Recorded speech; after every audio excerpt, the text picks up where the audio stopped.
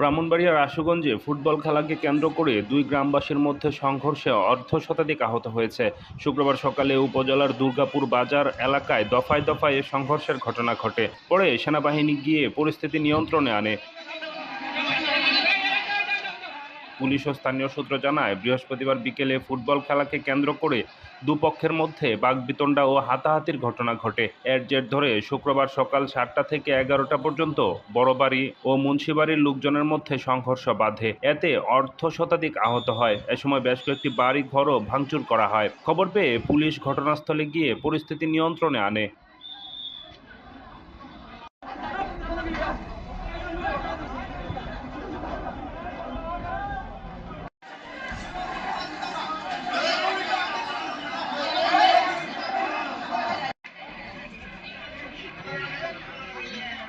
Solution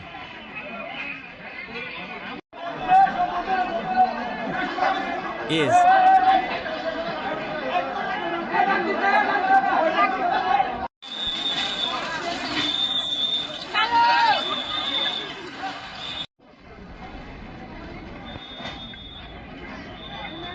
this.